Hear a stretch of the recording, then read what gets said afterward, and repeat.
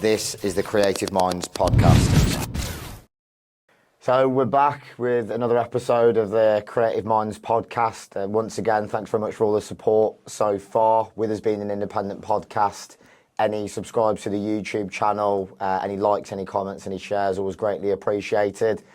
So I've been looking forward to this one. I'm joined by one of the biggest menaces and biggest personalities I've met in the music business so far, Cash Only, one of my good friends. So Cash Only's a DJ, producer, promoter, and away from the music business. Bit of a businessman and entrepreneur as well. And A&R for Divine Sounds alongside his wife, Sam. Yeah. That's a fair intro, would you say? Yeah.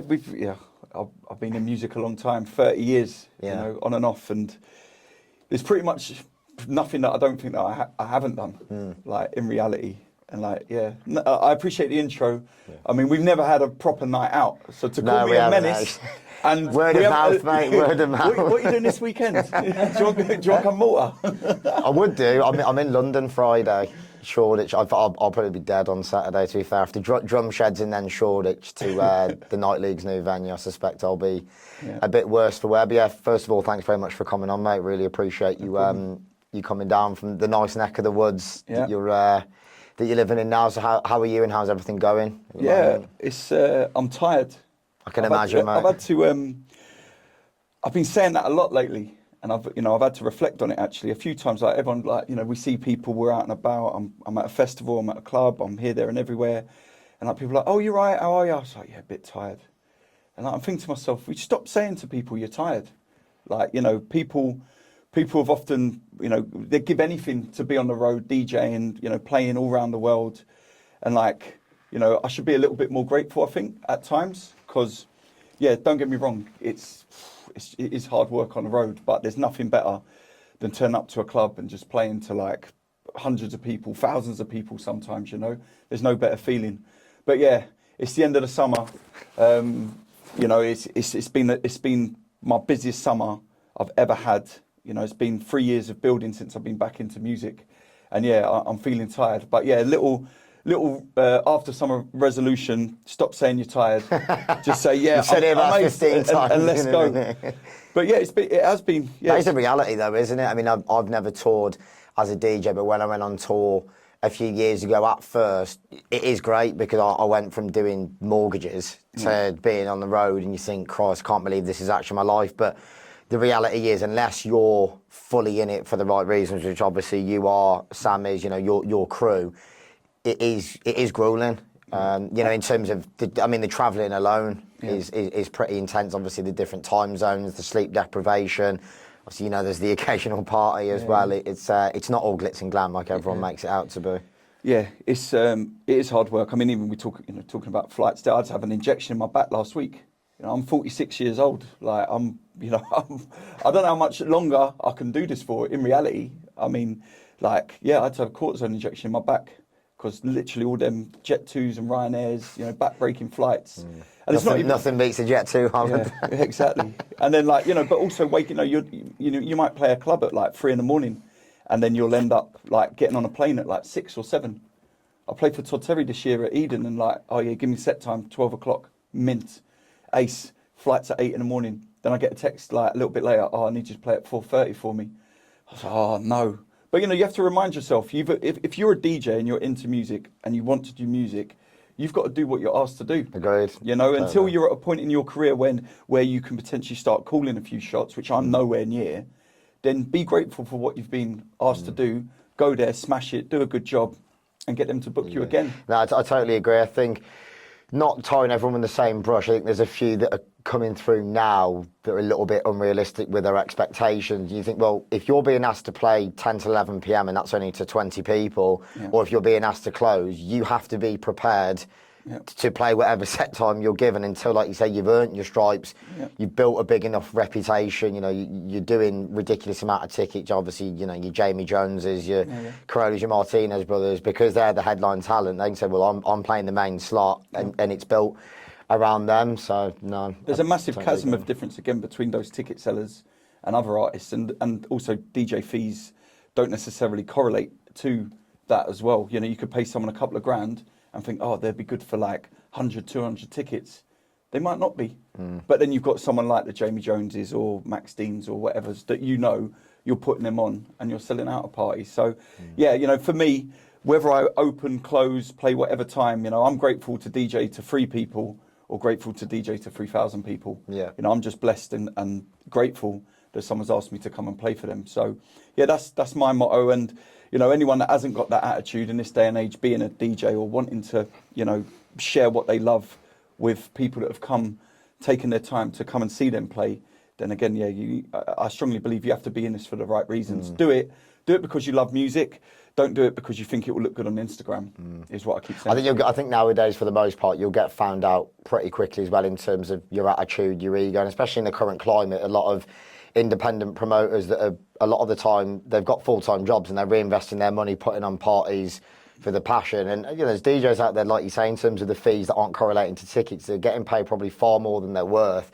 If you turn up with a bad attitude, I think your bookings will dry up pretty quickly.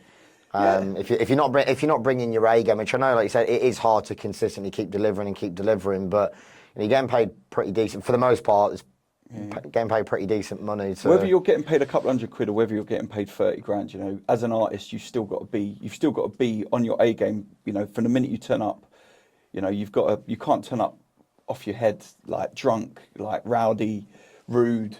You've got to turn up and be professional. I'd say those days, for the most part, I know there was that rock star era where, not singling anyone out, but I know your likes of Lee Foss were pretty wild. And there's not just Lee, there's a lot of other artists out there, so I doubt he's watching, but no offence, Lee, but there was that era where it was almost like the rock star lifestyle, but I think in the end, when people are like, well, we're paying you a lot of money here, and, some people are turning up not just drunk, everything else, and like not even able to play. It is disrespectful. It's not just towards the promoter, but there's people who, even more so now in the current economic climate, who are spending their hard-earned money. They've worked hard all week, and that's their release on the weekend. They've come to see you play as essentially a headliner, and you're not able to perform to the best of your ability. It is. I mean, I'm not always probably 100% professional, but there's a fine line between having a bit of fun, having a bit of a party, but still being able to deliver to a decent standard. Yeah, of course. You've got to be able not to turn up to a gig, basically off your head and not even be able to use a V10 mixer, which I know is a true story. There's some artists out there that can't even use the equipment properly because they can't even see the decks. So it's part and part of the scene, I guess. Everyone's coming out to have a party, and everyone wants to have a good time. But that's the current state of affairs. It is, mate. I suppose it makes sense then to go right the way back to your childhood. Are you Stoke born and bred? No. No. Is this a Stoke accent? No. Well, this is what I was, because whenever we've spoken in the past, obviously you've always referred to Stoke. Yeah. But then obviously when we've spoken, I thought, well, you must have moved from Stoke. Obviously the research is impeccable here. You can tell between me and the research team, there's a lot of in-depth research here. So take us right the way back then in terms of your upbringing. Yeah, so I was born in Watford. Okay. So just outside of London. My dad's side of the family, they're from Queen's Park. So northwest London, that's really where I say I'm from, Queen's Park or northwest London. So I was born in Watford, lived in Watford for a bit. Then we moved to Milton Keynes because I think it was just quite expensive for the family to buy a house in London at the time. And then we moved to Harrow. I think so that we were a bit closer to my dad's family. And my dad was a printer. So he worked, he printed the Daily Mail and the Evening Standard. So it's a funny story, actually. Someone I was speaking to, I was like, oh, my dad worked at the Printworks. I was like, oh, what did he do? Sound engineer, artist liaison. I was like, no, he printed the Daily Mail. I was like, you see that thing up there in the thing? That used to be his office. Yeah, I was going to say that's what I was going to say. When you're saying printing, so actual Printworks had turned into a venue. Yeah, so he used to work there. And weirdly, it hadn't been there that long. So the Daily Mail used to be printed in Fleet Street, which most people will know. Was where all the printing used to get done in London. And then they built this massive facility in Surrey Quays where Printworks was. I used to go to the family open days there, like my dad and my mum and me and my sister would go. They'd have Oktoberfests on and, I don't know, clowns and whatever for the kids. Anyway, Printworks was actually a mad full circle moment Yeah, then in a way. Yeah, so yeah, but it's just funny when they think my dad used to like be involved in a rave scene. I'm like, he's about 70, bald, and like doesn't listen to this music in any way, shape, or form.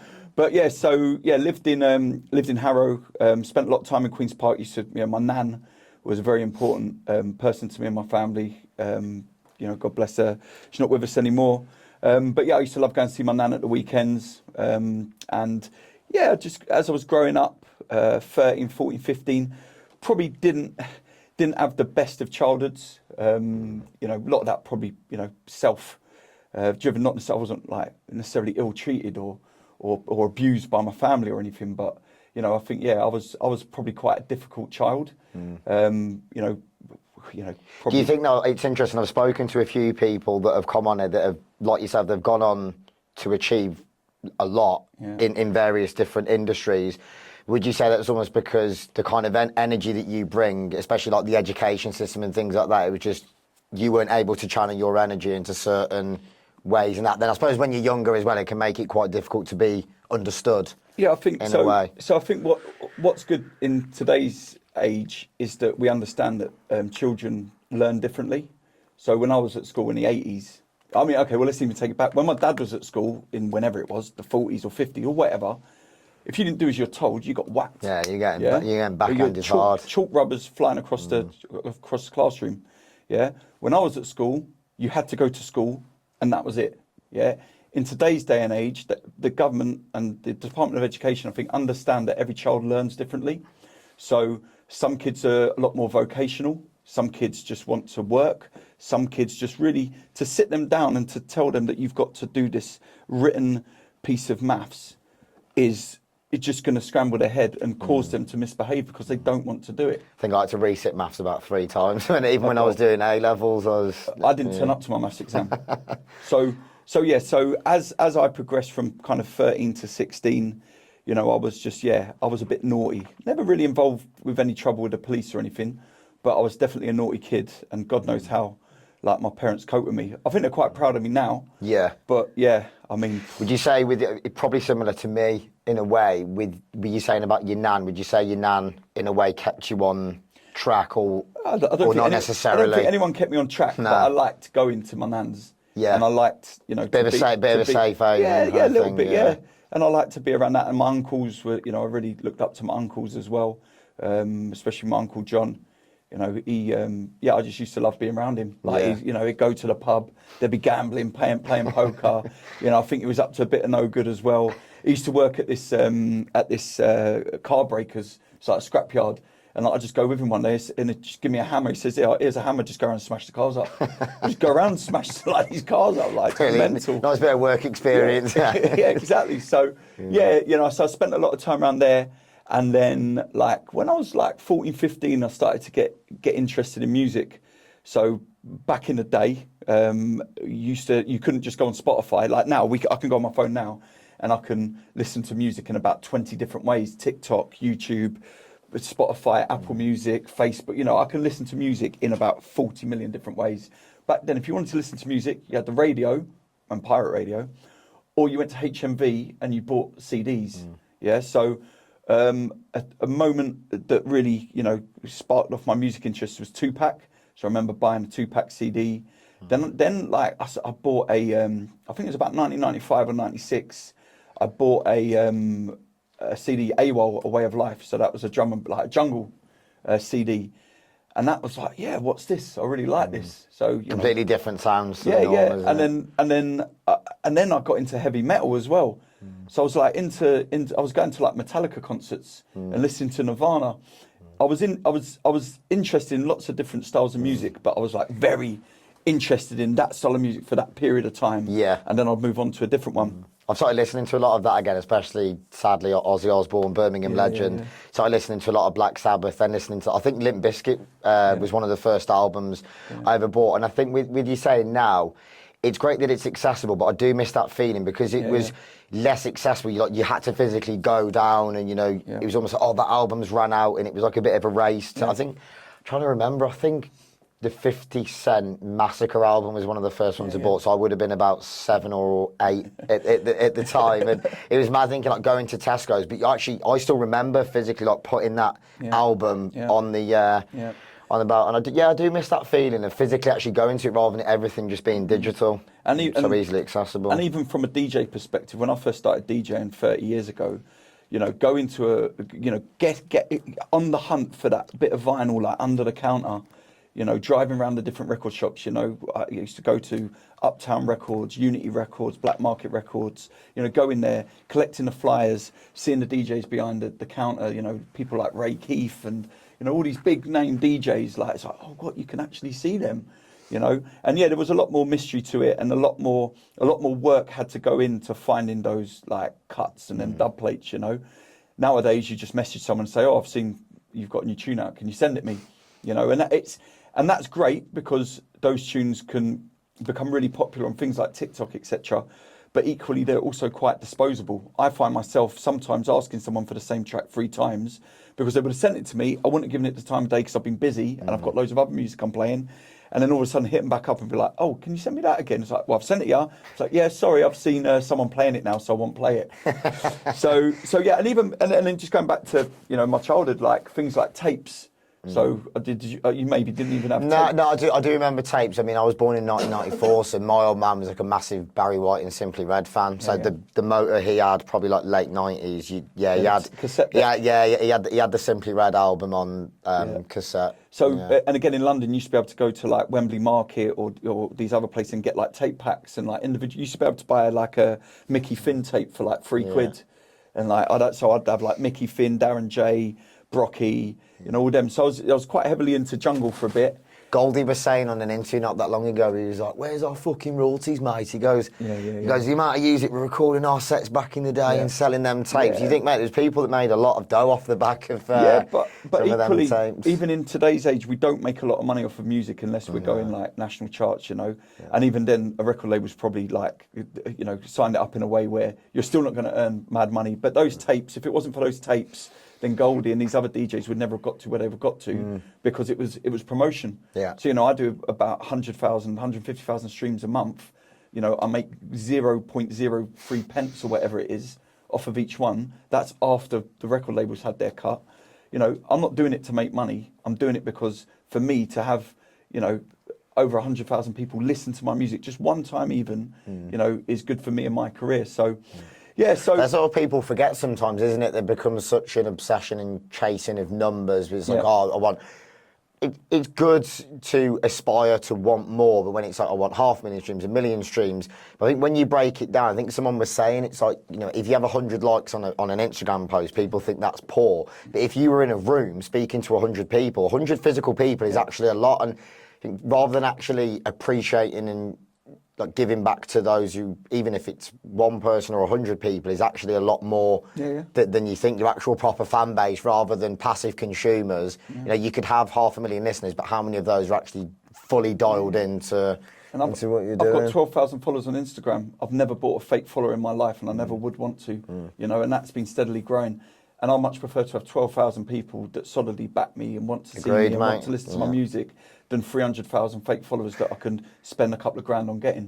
You know? I just think it looks more daft as well because, but not paid, but like on a digital screen, it looks great perception-wise. But now I think a lot of that whole Instagram culture, it's being found out because it's all well and good having those followers, but if you put a show on and you can't even sell 100 tickets, it's like, well, clearly they're not legit, are they? But, you know, it's part of the modern-day artist's CV, really. How many Instagram followers you got, how many streams you're doing, where have you played. You know, it's a big jigsaw puzzle to put together when you're pitching for shows and when you're trying to get shows. So just rewinding it back to the childhood then. So I was into jungle, and then someone played me a house and garage tape. I think it might have been Paul Trouble Anderson, and I remember exactly where I was. I was outside this multi-story car park in Harrow, and he was like, "Oh, listen to this."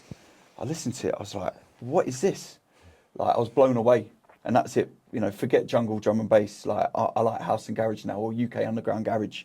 And that was like really when it started to kick on, probably like, 95, 96, you know, 97, you know, things like Confetti Records, 500 Records, you know, Tough Jam. That was it. I went off the back of that tape.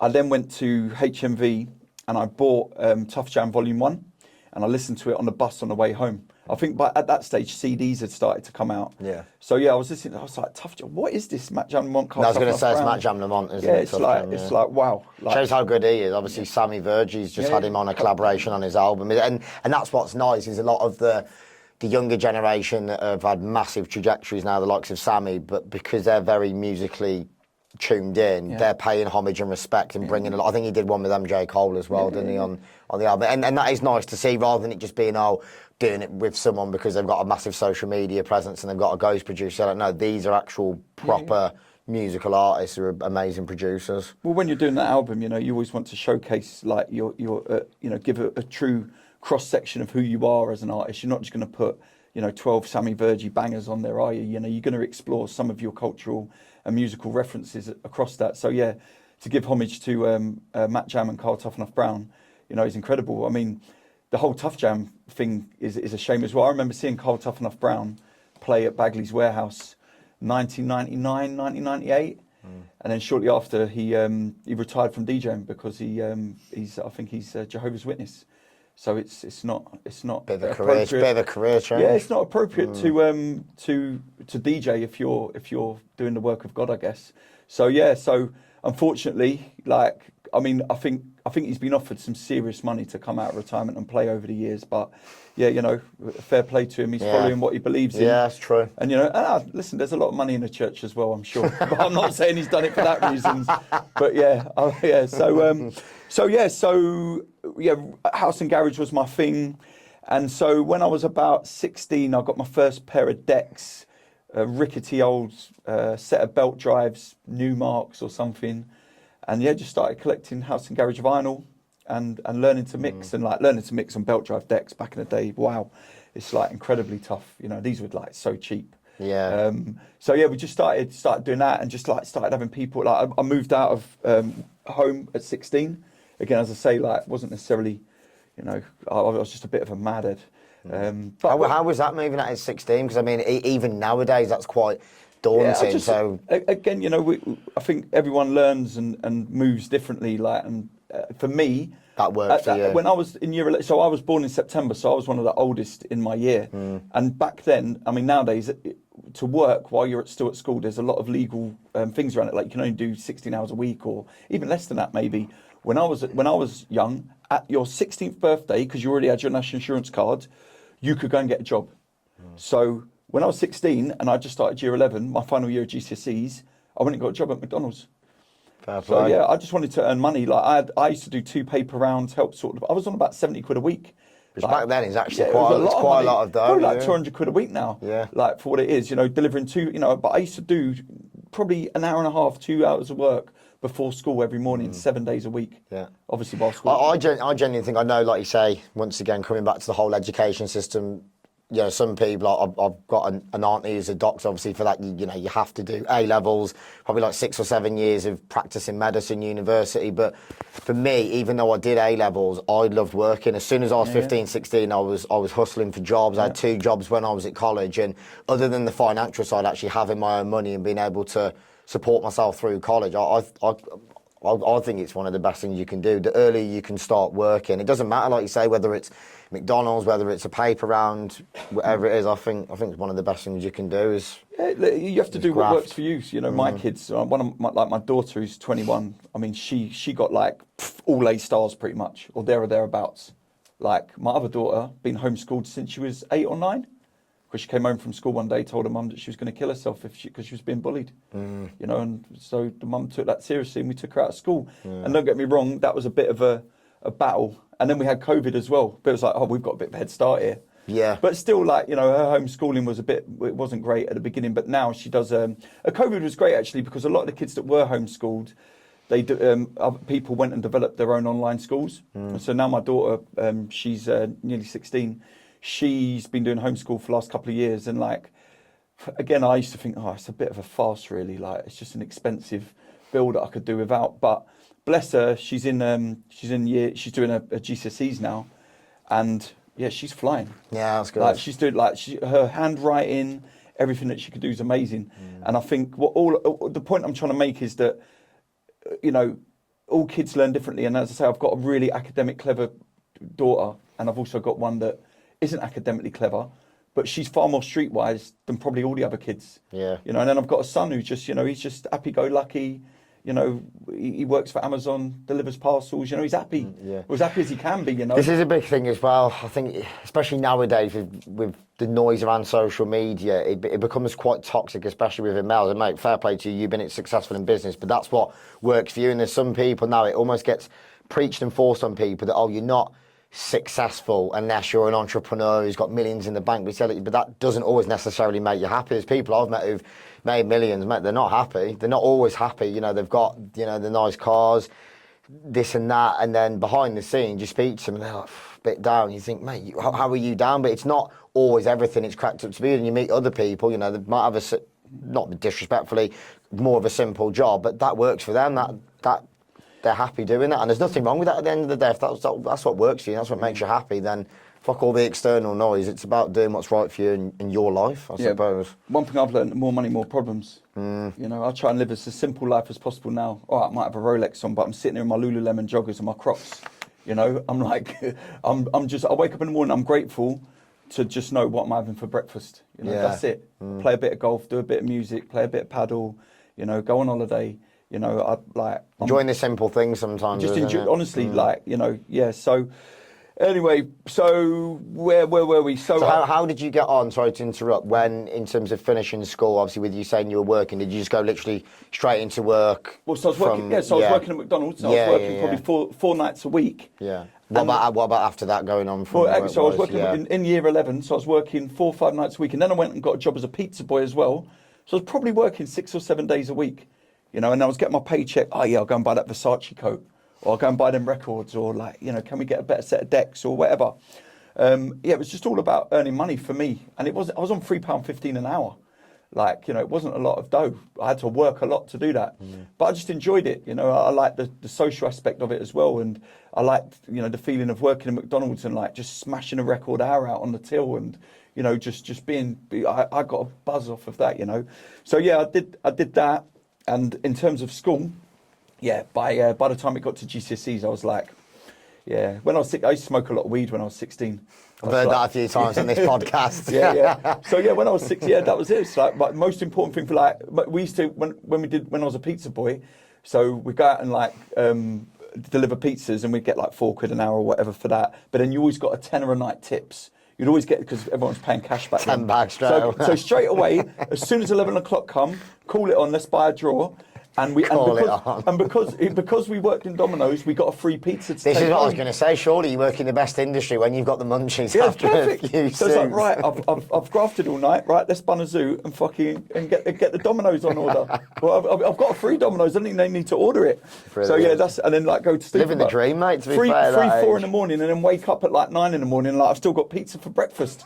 Cold pizza for breakfast is quality. Yeah. So basically year 11, I just jibbed it off. I remember waking up for my maths exam, and the thing was, because I was never good at maths, like they put you in, there's 2 different papers you could do. There's one that gets you like a G to a D or something, and one that gets you an A to C. And I wasn't in the one for the A to C, so I'm thinking to myself, why am I going to bother waste my morning to get a qualification that's not really going to, it just looks stupid if I'm trying to get a job somewhere. I'll just go back to sleep. So I just went back to sleep, probably build another spliff. Domino's on the ground. That was year 11. And then left school, went to art school for a bit then. So I went to an art school in Watford, did about a year there, and then kind of just thought, and I was still working at McDonald's at the time. I was just thinking, why not just go and work for McDonald's? Like I was a shift manager. So I was one of the youngest ever shift managers like in the country at the time. They just like, I was that good and that worked that hard. Yeah. They just promoted me to like as high as they could, as quickly as they could. You know, I had my 5 stars within like a couple of weeks. Yeah. White badge, you know, everything. And it was like, oh, we're going to promote you. Yeah, there's so many people. I saw it during COVID as well that turned their nose up, and they were like, oh, you know, there's certain roles. I'm not doing that job. I'm not doing that job. And I can't remember whether it was Getz, the rapper, and he was saying, obviously, there's a perception because you're the rapper, you must have millions in the bank. He said to make music money. He's like, I either misspent it or didn't make as much as people thought. And obviously, he had a kid. He was like, that was obviously, you know, quite scary. So where you're like, you really got to step up now. You're not just looking after you. You're providing for a child. And obviously this bit of a toxic culture, like, oh, you're doing that job. He's like, mate, put the ego aside. I've got food to put on the table for my kid, and I've got enough respect. I mean, I finished school in 2010, and there was a lad the year above me, like really switched on lad, really polite, and he worked at the McDonald's in the centre of Shrewsbury. And mate, it was rammed. Like, you'd have all the footfall from the shopping centres, then the nightlife as well, and like it was very, very busy store. And he got promoted quickly, and he was earning more money than a lot of what most people were earning. But it's because it's McDonald's. I'm not working there, but. Like you say, sometimes there's plenty of ways. Where there's muck, there's money. There's plenty of ways to earn it. But it was good socially as well at McDonald's. Like, you know, everyone would like hang out together and everything. So it was good times. So so as I got a bit older, 17, started to go to clubs. Like, obviously, I used to make fake IDs. So I used to get like the letters. I used to get like go to WH Smith and like buy a card and like buy these like transfers and like we didn't have like easy access to printers back then, so you had to. What about your old man? Yeah, exactly. Well, yeah, but like, Dad, do you mind just knocking out a few? Fuck the Daily Mail, just knock out a few of these fake IDs for me. But I mean, he's printing probably 200,000 newspapers a bloody hour. But different kind of format, I think. But anyway, I was using my innovation. I was making these fake IDs. So laminating them and everything. They were absolutely. I would love to find one because they were absolutely horrendous. How anyone, but you know, a lot of doormen sometimes they just, as long as you got sat in, they let you in. Do you know what I mean? So we started to go to a club called Middlesex and Hearts Country Club. So that was where iconic UK garage promotion was based, called a One Night Stand. So if you're from London, you'll know about, and you were in the late 90s going to garage raves. You know, Liberty, a One Night Stand. You know, they were in, especially West London, they were like, you know, the places where you'd go. So a One Night Stand run by a guy called Paul Kay. And interestingly, Paul Kay, I've been speaking to him on the internet a bit of late. He doesn't do promotions per se anymore, but he's just licensed the brand to another promoter who's doing it with Martin Lana, 93 Feet East, in about 2 weeks' time. So is that what it was called, Liberty, Martin Liberty Lana?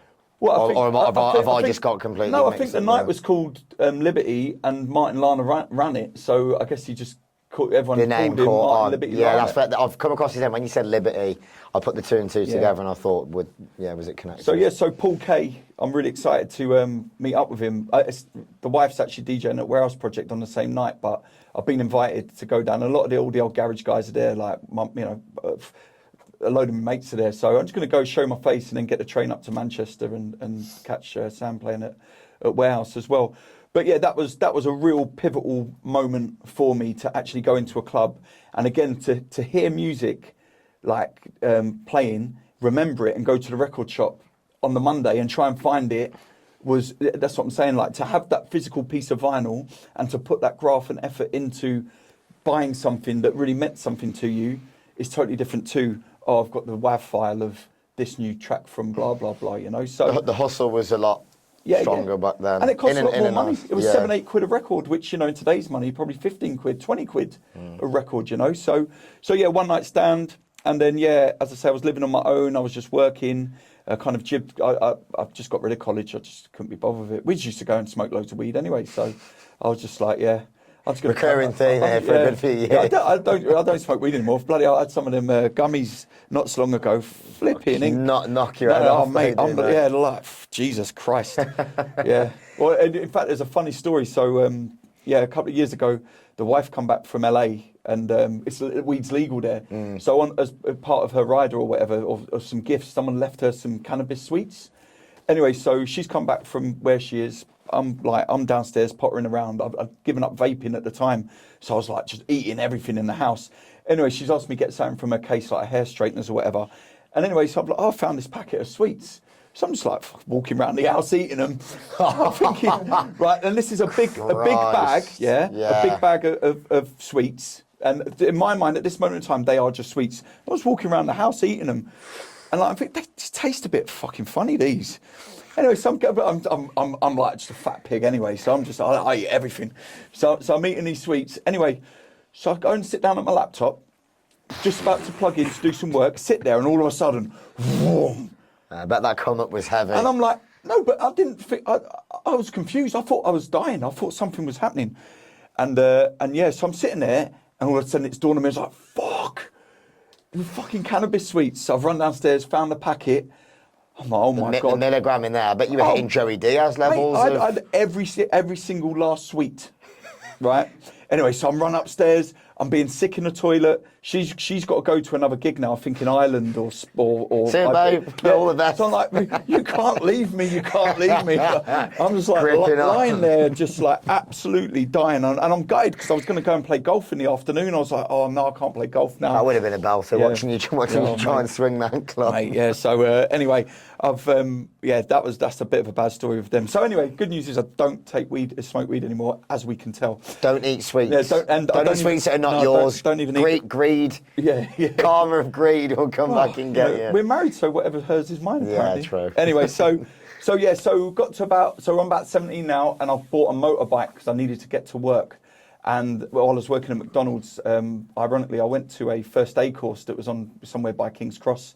So I took the bike, my motorbike from Harrow to King's Cross, did the first aid course. On my way back, someone pulled out on me, smashed into me, snapped my femur, smashed my knee, and broke my ankle. So yeah, I was just on the floor in a heap, really.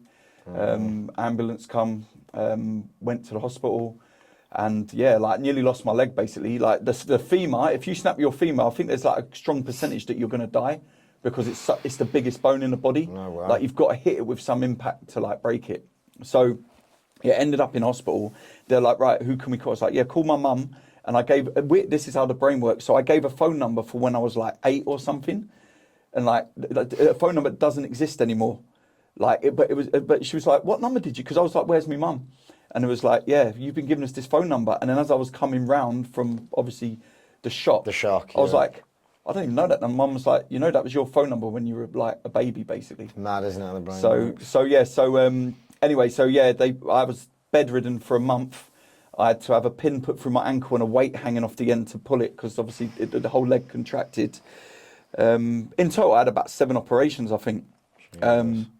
So yeah, and again, just while I was there, my mum was like, "Oh, can I get you anything?" And I said to her, "There's a tape pack that I want, and it's Stush Valentine's 1998 tape pack. Spoonie, who else? Fenn, Scott Garcia, Dean Boland, them two, couple of others were on it." And I really wanted that tape pack. So bless her, she went and got it in me. And I just sat there for a month listening to these tapes on repeat. And I've actually still now, almost 30 years later, got those tapes on WAV because someone was selling them. They were selling them digitally on a USB. And I emailed them and said, can you just send me the WAVs and I'll pay you. I don't need the USB stick. So I've still got them. Nice. And I listen to them now and then, even now. So yeah, those became my heroes, basically. Spoonie, Ramsey and Fenn, people like that, Scott Garcia, just loved those tapes, I really did. And yeah, so thereon followed probably 6 to 12 months of rehabilitation, really. I was in hospital for a month, had to learn to walk again, had to have a couple of other operations, PCL reconstructions, etc. A bit of a life-affirming moment where you think, Christ, that's how easily things can switch on their head. I was just young, innit? I was just 17, 18 at the time. It was just fucking hell. So anyway, but I went back to work at McDonald's as quickly as I could. I just wanted to go back and work, and bless them, they let me work in a knee brace. I was a manager, so I'd just be in the office making sure everything was happening. I'd help do the rota, stuff like that.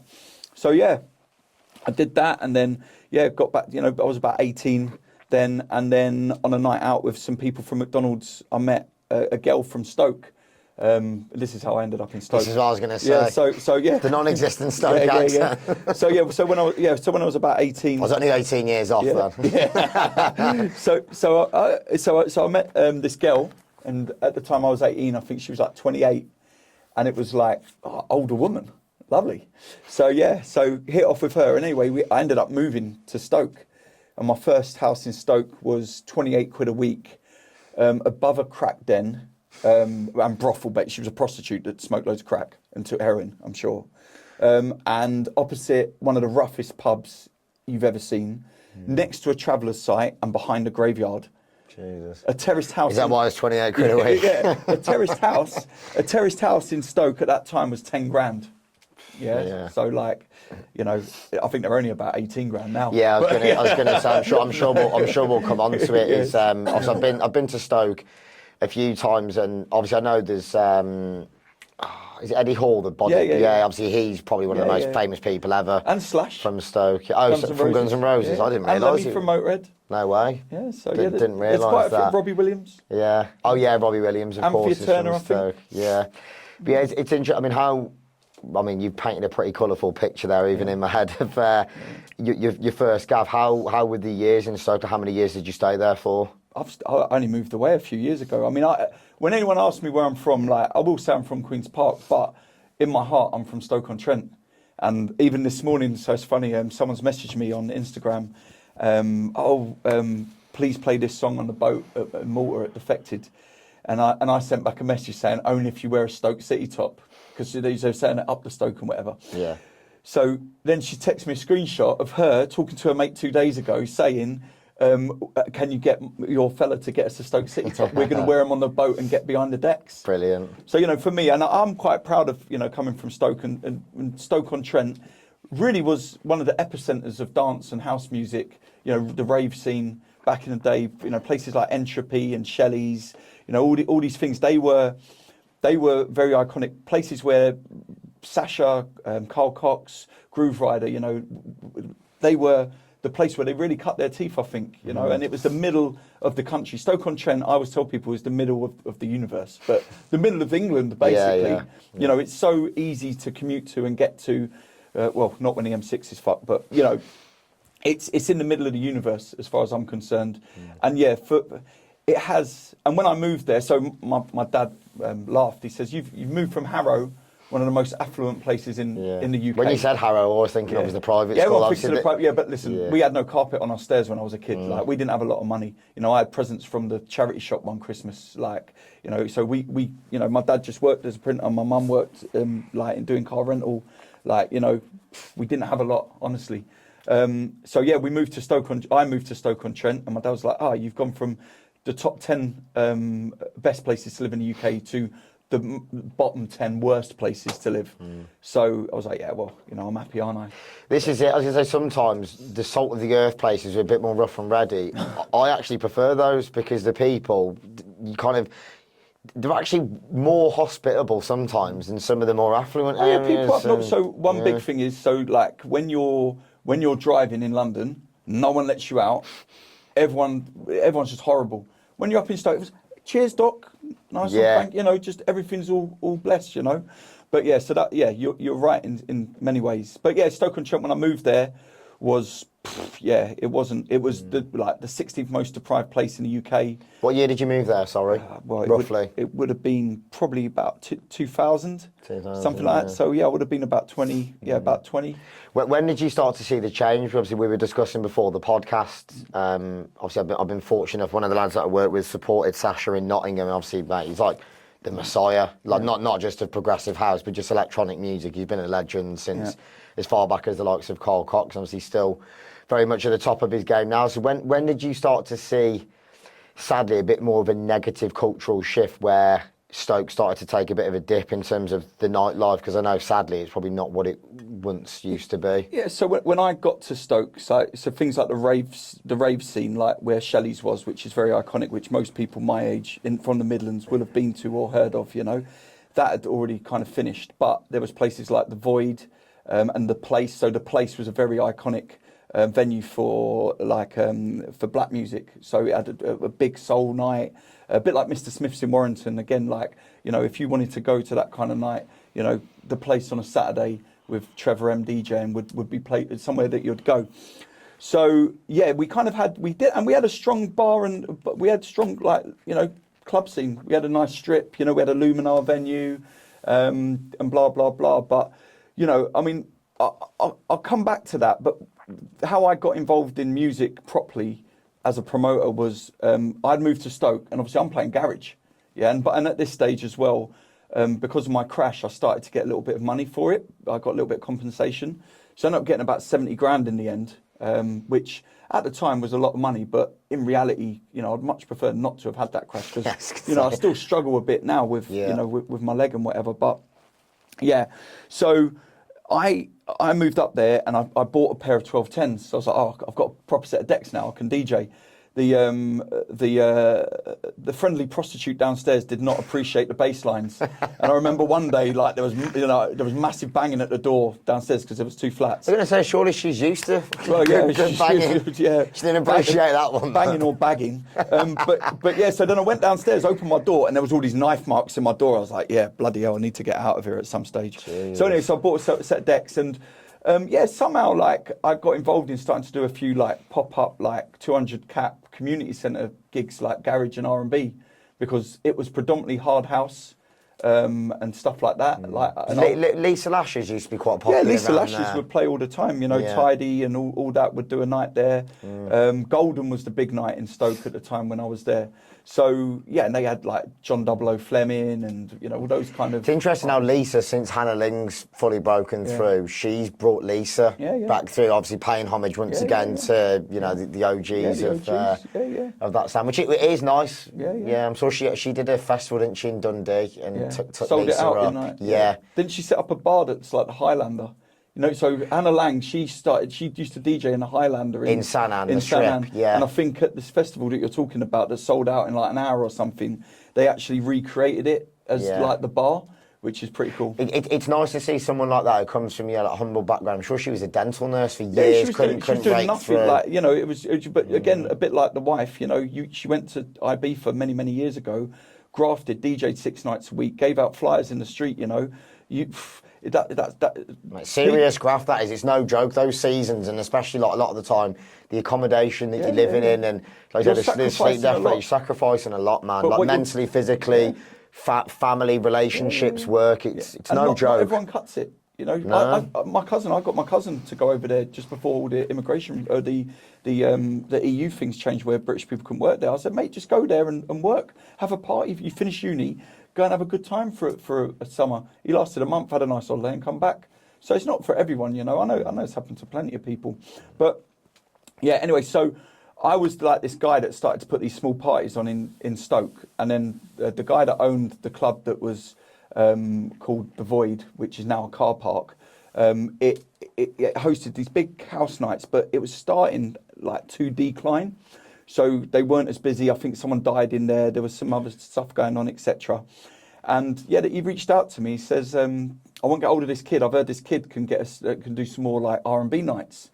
So I was like, "Okay, yeah." I mean, and at the time, I managed to get myself a couple of gigs warming up for people like the Dream Team and Artful Dodger through an agency contact that I had, who's now he's now Patrick Nazimi's agent. He does some of the X Factor people, I think, as well. But so I met him one night and he was like, yeah, come and put some nights on.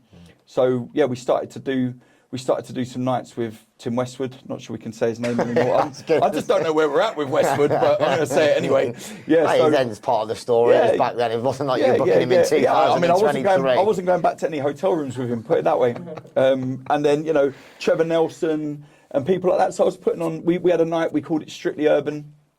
And yeah, it was just like R&B house, R&B, garage, soul, reggae, everything for that kind of community. And on a Thursday night, we were getting like 800-900 people in there, which was unheard of. The good old days that Ruja had on last, he runs Vivid Ink, he does a lot of the footballers' tattoos. Right. So when he was doing nights around here on a Thursday, I think like Thursdays used to be massive. Remember, even when I first started going out when I was 18, so it would have been about 2012, Thursday nights were one of the biggest nights of the week, probably sometimes bigger than a Friday and Saturday, and it just goes to show, sadly, where we're at now, especially like economically and like cost of living crisis now. Thursdays now, unless you're a student, freshers, it's not really a thing anymore, is it? To be honest. But Ruja, interestingly, so again around about that time when I was DJing in the West Midlands and putting parties on, so I've connected with him in the last 12 months. I've signed a record of him for Sam Devine's new label 555, and I've been supporting a lot of his other music lately. But yeah, we were talking. He was like, "Oh, I used to like DJ at the Uber Rooms in Burton, and I used to like DJ at Bullet in Tamworth." I was like, "No way!" So you know the owner, you know Brynner, the guy that used to own it. It's like, yeah, it's like, no way, we used to DJ there. So it turned out I used to DJ in a room underneath that he used to play upstairs. No like way. again 20 years ago. So But you know, never knew each other. yeah, back but there. we never knew each other. I'm not sure he had that many tattoos back then, but I don't think he's got any space left. No, I don't think he has, to be honest. Yeah, I was speaking to him because we arranged to meet up in ADE, and I was like, I think I was pissed when I was talking to him. I was like, yeah, bring a tattoo gun and like we can tattoo each other. And he goes, "You do know I'm not a tattooist." I says, "No, I know that. You just own the shop, but we can just watch YouTube and like have a go and like just learn." Yeah, I think those gummies had kicked in there when you were sending that. Oh no. So anyway, so I started to put these nights on, and mate, I was ramming it out, and they were like, "Yeah, you're like mint promoter." Then I started to program some of the venues with DJs. Me, my boy Professor X, who I've DJed with for 20 years. We did a Centreforce show last night, actually. So it was nice to actually be together on radio, because last time we were on radio was when we did Midlands Underground, which was a station in Wolverhampton many years ago, like literally like pirate radio. Yeah. Like back like rocking up with a box of records and thinking, surely the neighbours know something's going on here. Like, yeah. Well, out of interest, with promoting being a lot different back then to how it is now, what do you think it was that made you a good promoter away from the music programming side? Were you quite personal? Were you able to chat to people? Yeah, of course. First of all, there was a gap in the market because there wasn't really anyone catering for the black community per se. And with what I was bringing, garage has always been a bit of a house music for the black community. I think it's something that they can relate to because we've got like the R&B vocals and soul vocals being used in bootlegs, so there's a crossover there. So yeah, I think there was that, and then I think the fact that I was just a grafter. I was out, back in Stoke-on-Trent back in the day. Monday was student night. So the thing about Stoke-on-Trent is that it's made up of 6 towns. And it's all quite like insular. Like a kid from one town wouldn't necessarily go to another town. It's almost like postcode wars in London. So in Stoke-on-Trent we've got Newcastle under Lyme as well. Yeah. So we're almost splitting the crowd between 2 smaller cities. So you'd have people competing in Hanley, which is the city centre of Stoke, and then Newcastle for the business. So Monday night would be Hanley student night. Tuesday night would be Brannigan's, which was like this one on next to the casino. I think it is a casino. Oh no, it's a furniture shop now. So that was on a Tuesday. Wednesday would be student night in Newcastle under Lyme. Thursday night would be back to Hanley. Friday night would be Newcastle. Saturday night would be back to Hanley. And then Sunday you'd probably have something happening in Hanley. So there was 7 nights a week where you could go out and talk to people and give people flyers. So yeah, I was just out grafting, handing out bits of paper in the pouring rain. That was at 3 o'clock. Best way to cut your teeth, and it's something obviously not so much now because I don't think flyers have quite as much impact. But I think generally you'd separate the boys from the men back then, and you'd see who was in it for the right reason. You'd see people, I'm not going out doing that. You're like, well, how much do you really want this? And you want to be involved. And I actually, looking back, I actually quite enjoyed it. It gave you quite a strong feeling of pride when you go into those lengths to really try and get to people and connect with them. So I've done quite a few parties. As I say, that we did Dream Team. We did. We had a Radio 1 Extra live broadcast. We had. Then I started doing Head Candy because I did so well with Strictly Urban. They said, "Yeah, can you get us Head Candy?" I was like, "Well, we'll give it a go." So yeah, we got Head Candy. The busiest night the club had ever seen ever. Queues down the street, ridiculous. And at the same time, I was doing a night with there's a guy from Birmingham, Milton Bond. So he used to do Twice as Nice and whatever on the work. So me and him used to work together with Nitrate, who's Birmingham baseline DJ. Again, my boy used to work in the depot in the record shop. So yeah, he's been my friend for like 20 odd years. And Mikel Diaz, another guy from Birmingham. Yeah. So we still like all work. We all called ourselves like Milton's children. Because we were all just like young, and he was just the head of the family basically. Better than being Westwood's children. Yeah. Well, bloody hell.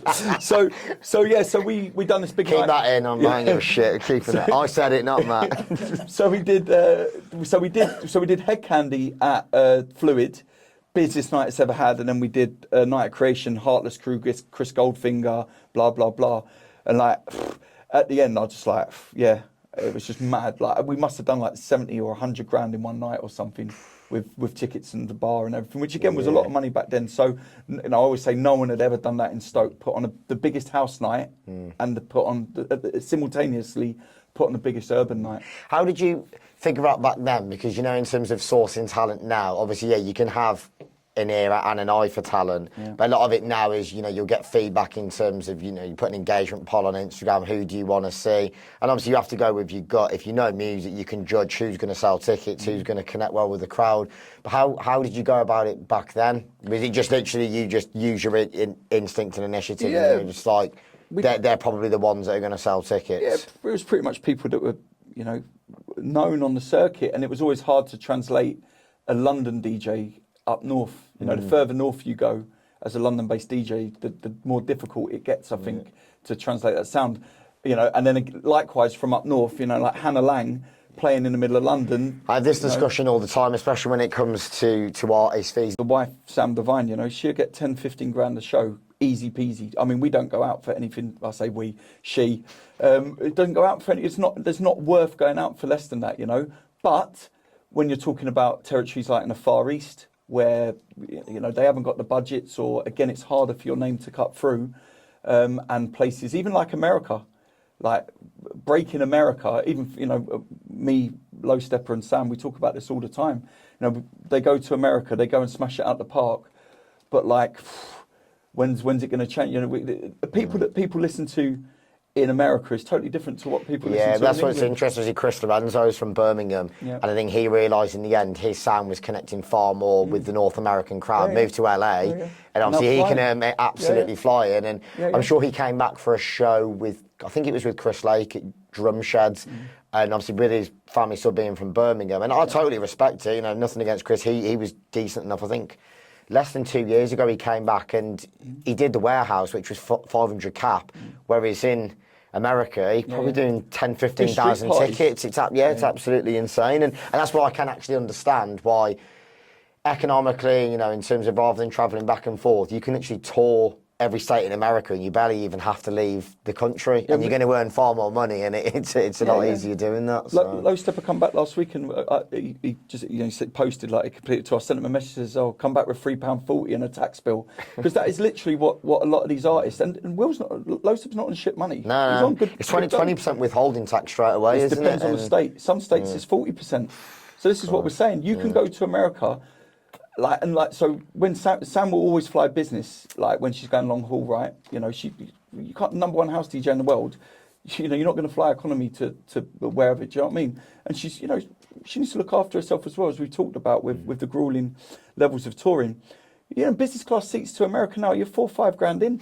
Then you're a couple $100 on internals, etc., etc. She's into the.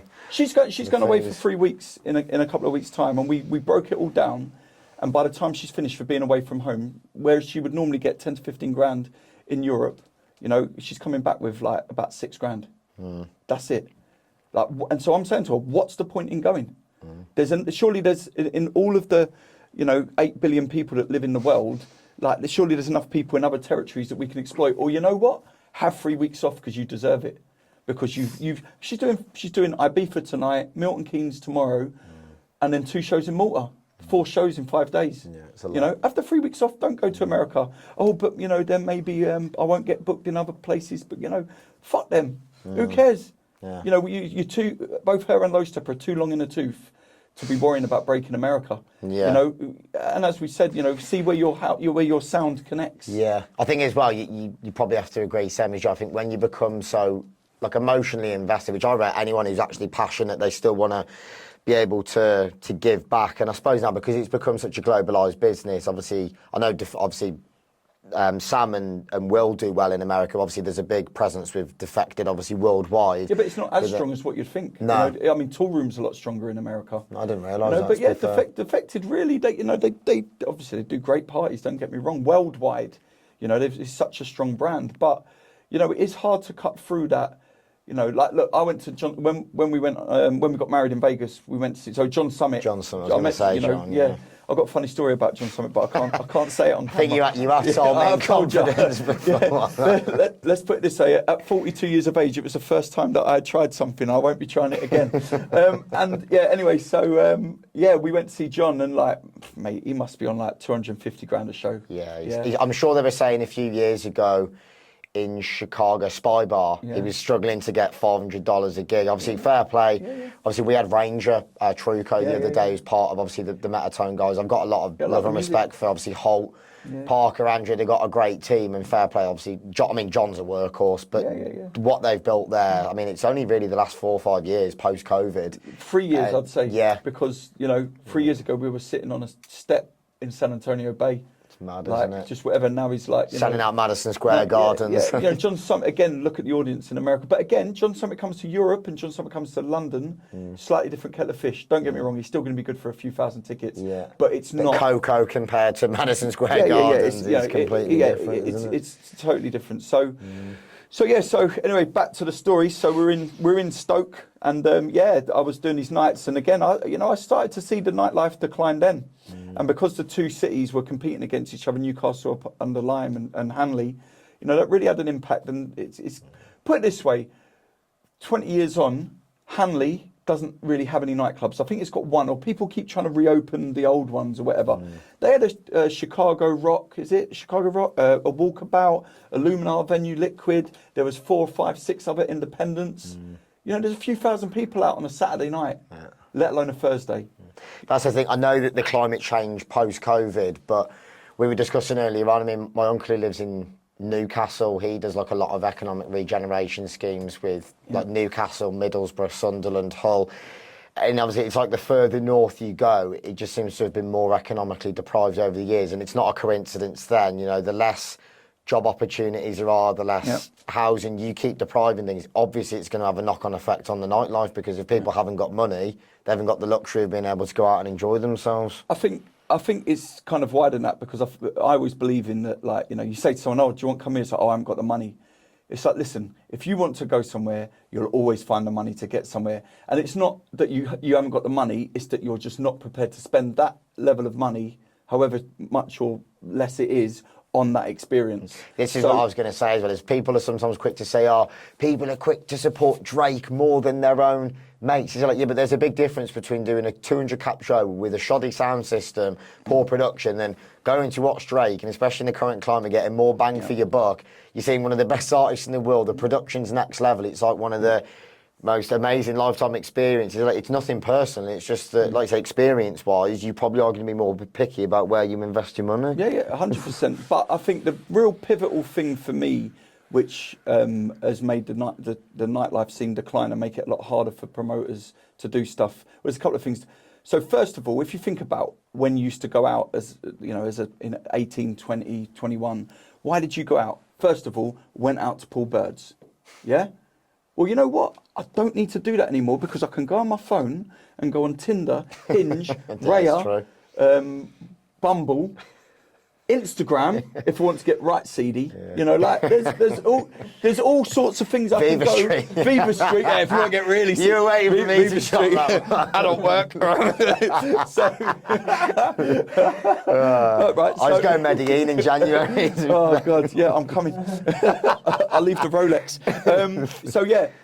First of all, most of the people went out, especially like them student nights and whatever. We went out to pull birds. Yeah, we don't need to do that anymore, because I can stay in the warmth of my house and drink my £5 pack of 4 beers and get a bird round in however long, if I'm a young lad, do you know what I mean? So that's the first thing. Second thing, the accessibility to music. So if I wanted to hear music and those upfront tunes, I had to go to a club. I don't have to do that anymore, because I can go on YouTube and I can put on my favourite DJ's mix all night long if I want.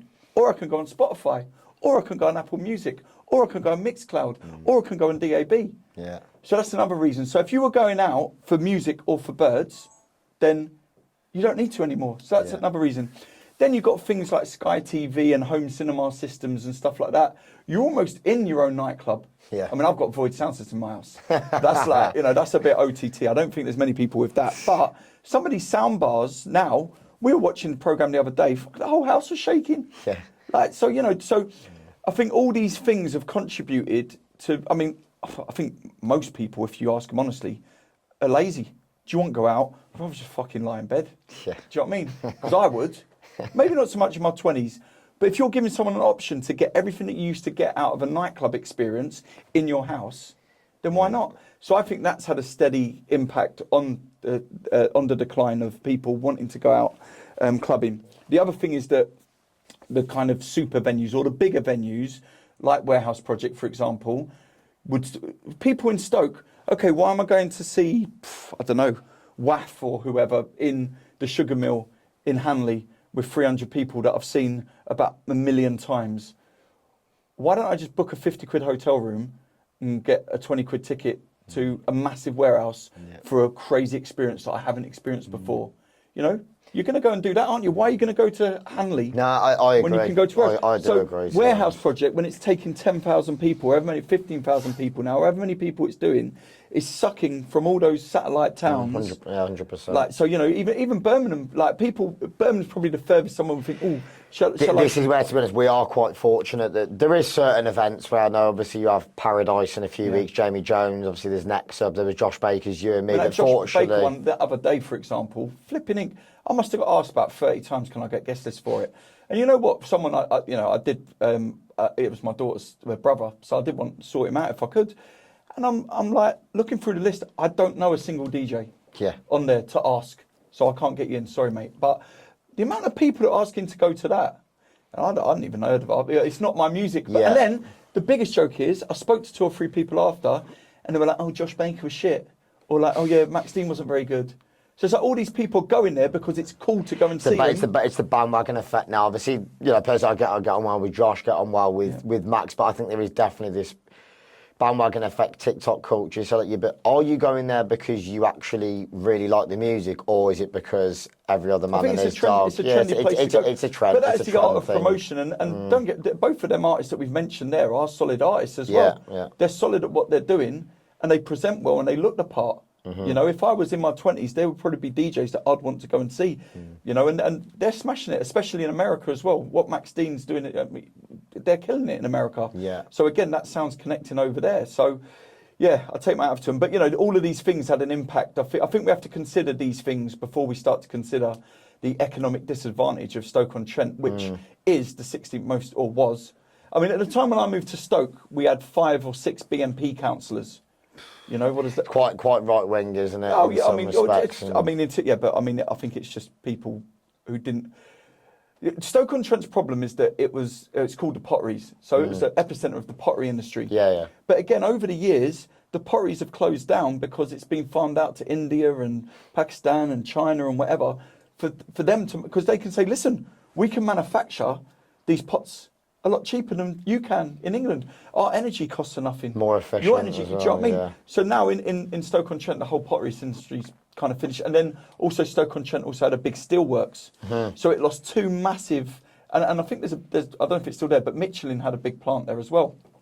So Stoke-on-Trent's problem is it had to reinvent itself from being an industrial town to what it's good at now, which is logistics, because it's in the middle of like the country. It's great for lorries in and out, and it's great for call centres, because I think the Stoke accent isn't that strong. Yeah. So, like, if I'm from Dudley, you know, not like ring up on the phone like, hey, you're all right, mate. Yeah, it's quite that a big Dudley accent? Yeah, it's not bad to be fair. It's quite well. Ask him over there, one of the media. I'm not from Dudley, but Wolverhampton. So. Near enough. But it is true, to be honest. The accent is quite welcoming. When you speak to someone, you feel like it's quite subtle. Yeah, but then again, you can't have a call centre in Liverpool. You think you're going to get robbed? You're like, kids. That's mank.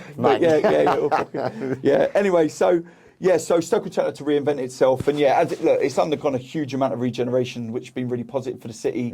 You know, so just come back to the point about the BNP. I mean, when your city has 5 BNP councillors, like, what is that saying about your city? You know, that is, you know, and I mean, the EDL were doing all sorts of mad marches there back in the day, and you know, it was. I mean, I went from living in Harrow, which I've got a school photo where I'm the only white kid in the class, to go into Stoke-on-Trent, opposite end of the where spectrum. it's like, and you know, again, don't get me wrong, you know, there's been a lot more community cohesion and whatnot and blah blah blah, but it's always going to have those pockets of unemployment with, you know, white British people saying they're taking our jobs. Yeah. It's like, what job have you got, mate? Oh no, I've been on benefits for 10 years. That's always can't work. that's always the irony that amuses me is when you see these interviews like coming over here, taking our jobs. Yeah. What do you do? Oh, no, I don't work. Yeah, exactly. I've been on. Yeah, it's just. So, like, you know, ridiculous at I times. just want everyone to live in, you know, peace, love, and unity, really, and you know, and yeah. So that brings us on to a quite a pivotal point, really. So while I was doing the music, we were doing really well, like, you know, making good money at the time, putting on nights, DJing 4 or 5 times a week. I had a few DJs working for me. I was getting a little agency cut out of where they were playing. You know, we're doing a few promotions here and there. But I had loads of time on my hands in a day. And as we know, from when I was 16 or 50, I always grafted. So I was like, I saw the disadvantage in the city, and I said to Professor X, my business partner, guy I've DJed with forever, I was like, why don't we set up like a youth project? Why don't we like get some kids off the streets and like, you know, do some cool stuff?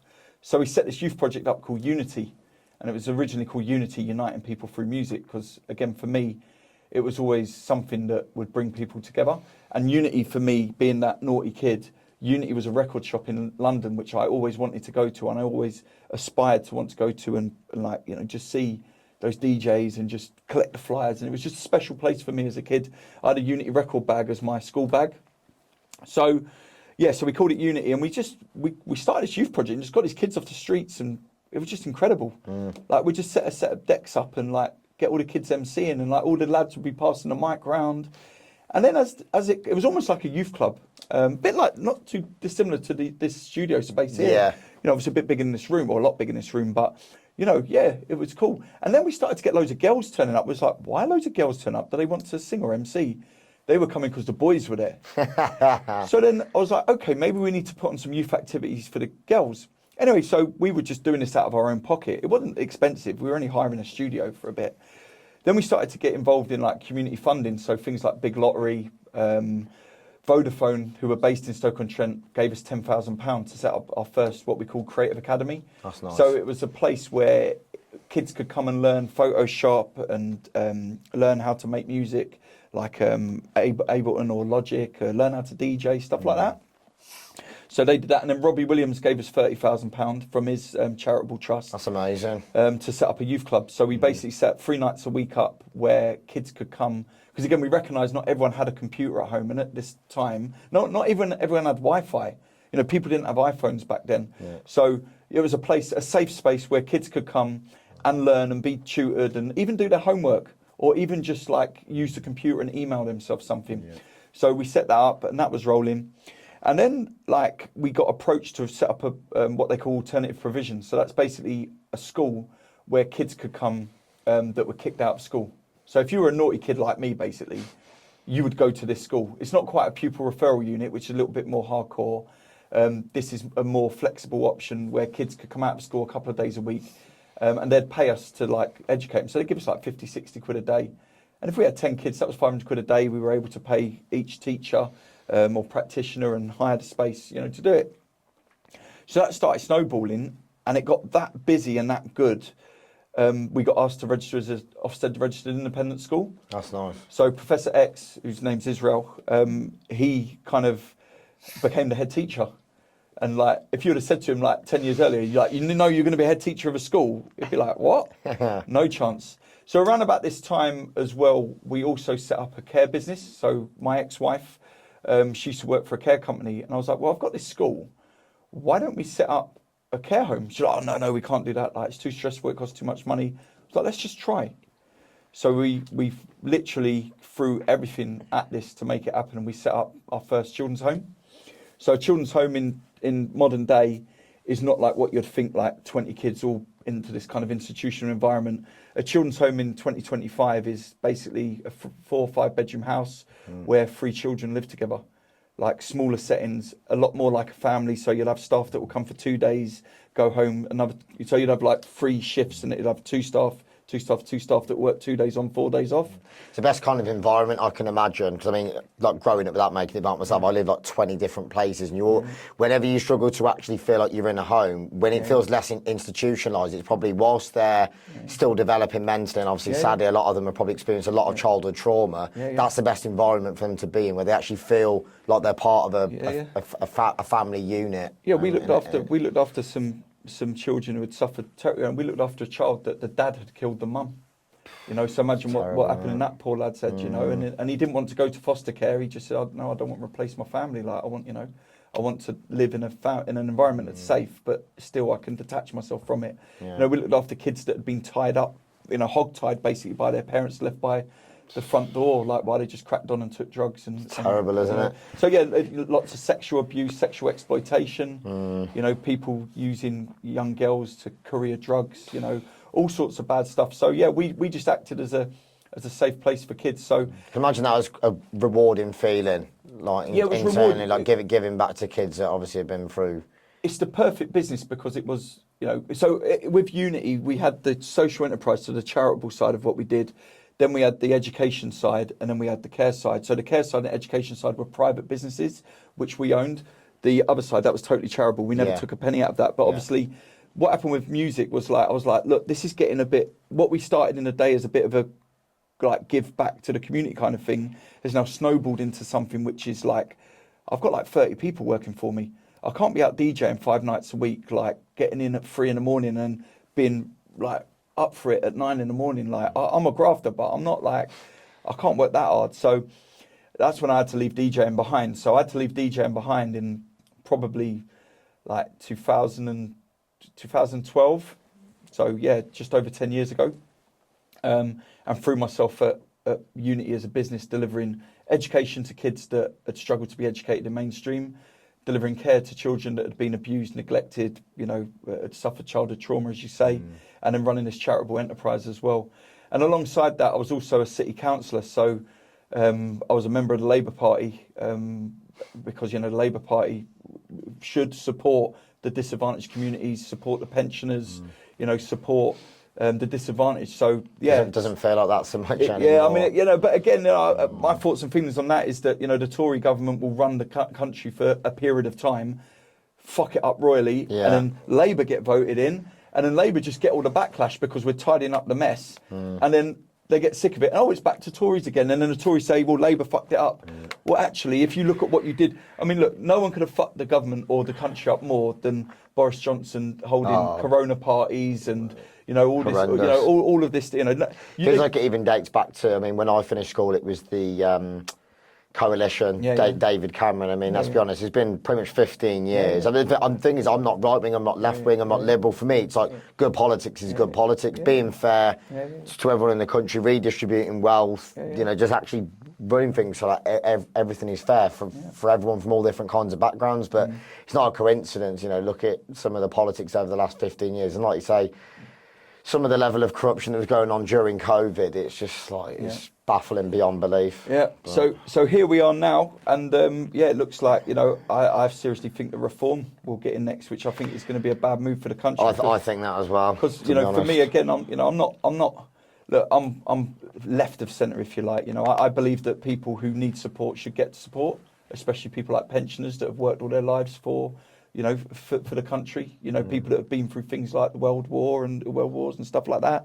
I believe in fairness and equality more than anything, So, yeah, Labour sits more towards that. So, yeah, I was a city councillor for 5 years. I represented a little community in Stoke-on-Trent called Smallthorne. I threw everything at that. I won with the second highest majority than any other councillor had done in that area before. So, yeah, I did that for a few years. That taught me a lot about, the workings of local government and stuff like that as well. And then, I had to make a decision. I had to leave music. So I was like, I'm doing too much. This is too much. I need to, think about my own personal well-being and my family and whatever. And also, I'm now in charge of 30 other people's livelihoods. We were looking after probably 10 or 20 kids at the time. I have to throw myself at that.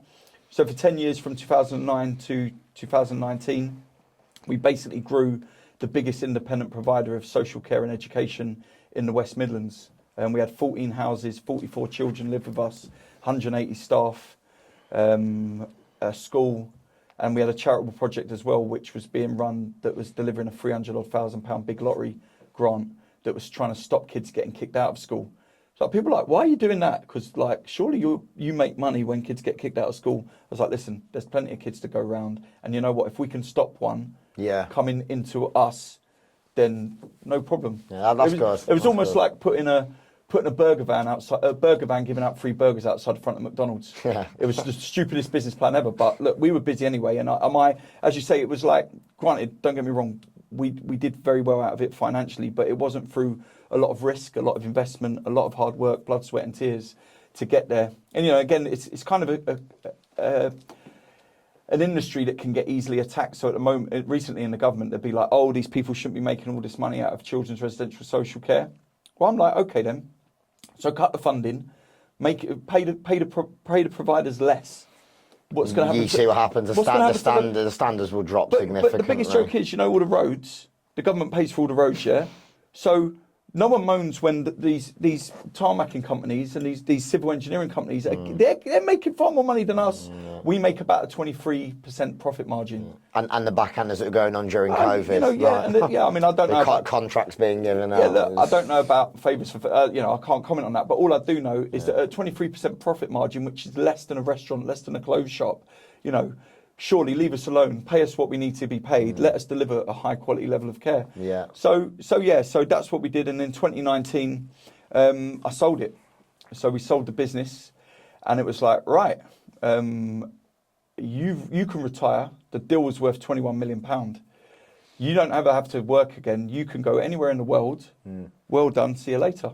I was like, sound. So there I was planning all round. And at the same time, I got divorced. So I was like, young, free and single, but well, not so young, but free and single with a load of dough. Yeah. And it was like, go where you want, go and do what you want. So the first priority was I wanted to rediscover music and get back to music. And then the second thing was, I just want to, you know, I've got an opportunity here to start everything again, really. Yeah. It was a clean slate. Obviously, I had my kids.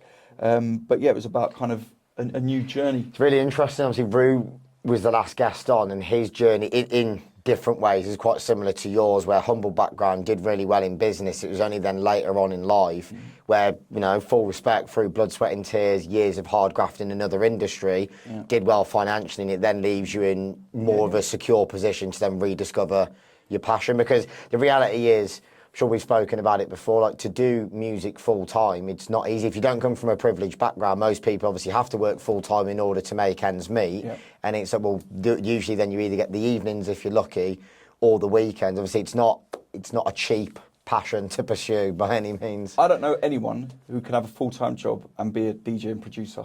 Like, I ain't got a job, like, and I don't know how. I struggle to keep up.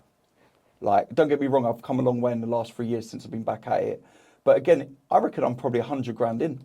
And again, I'm blessed and privileged that I can afford to say, oh, chuck that at that, because it's my passion, I love it. And I'm 46 and I might die soon. You know, you never know. Hopefully not. I was going to say, touch wood, Matt. My kids are counting the Rolexes as we speak. It's like, Dad, you know, can I have that when you die? I was like, can we not talk about me dying? But yeah, look, you know, it costs a fuckload of money. Yeah. Like, and look, even now, like on Monday, I'd done Lab 54 skate park. I had a videographer, 360 quid that would cost me. I didn't get paid for the show because it's Lab 54. You do it for the content. Yeah. Do you know what I mean? But so yeah, don't get me wrong. I do get paid for others. You know, like, I'll get paid, but again, we're still. But say I go DJ in London, I'll get 500 quid. Hotel, 200 quid minimum. Train, 100 quid. Whatever else I need, I'm not. You know, there's not a lot left. No, there isn't. Do you know what I mean? There isn't at all.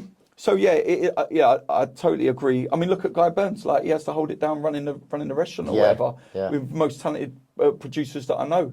You know, like, obviously you can tell that he's got so many other responsibilities. Now he's having a kid. Yeah. You know, you can tell that he's got responsibilities to you. I don't know how people are doing it. Yeah, it's not easy. I mean, mate, to put it into context, I've been doing it for 10 years, and the amount of years I spent in and out of an overdraft, use a credit card, pay the credit card off.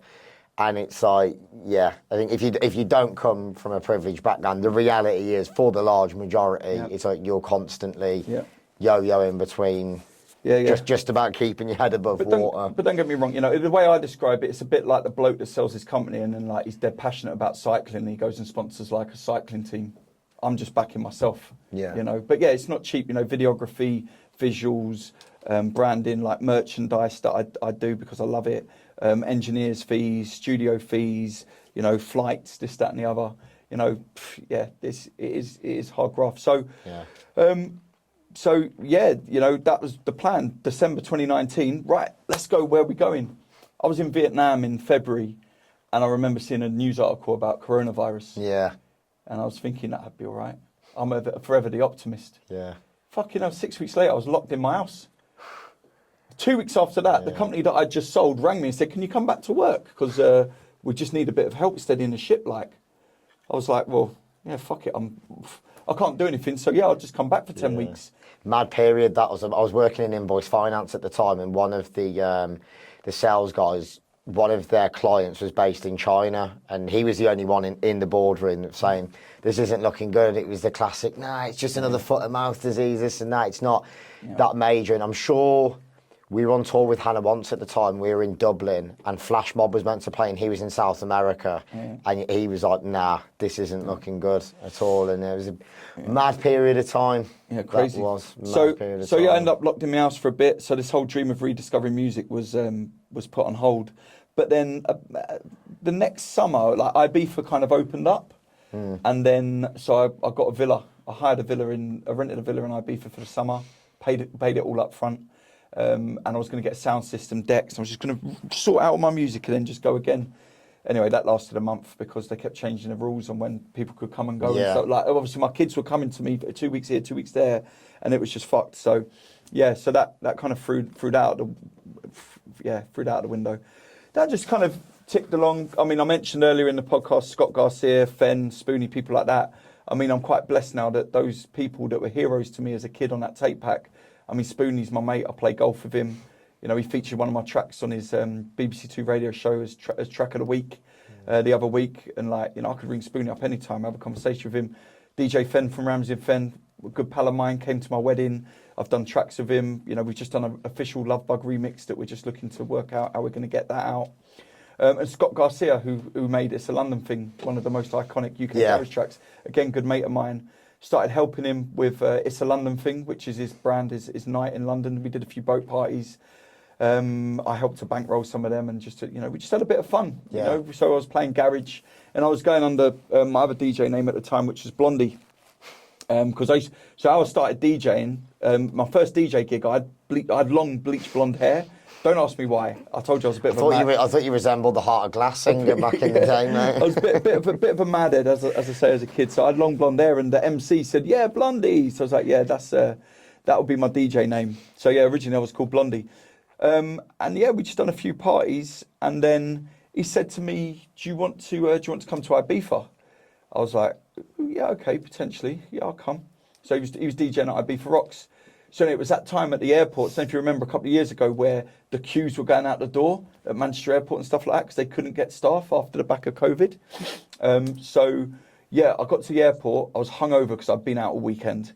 Got to the airport, was absolutely dying. Looked at the queue and thought, there's no way I'm getting on this plane. Anyway, somehow I managed to get on this plane by the skin of my teeth. Landed in Ibiza. We went and did Ibiza Rocks. Then we ended up at Ocean Beach because Dave, Artful Dodger, he was there with Alistair.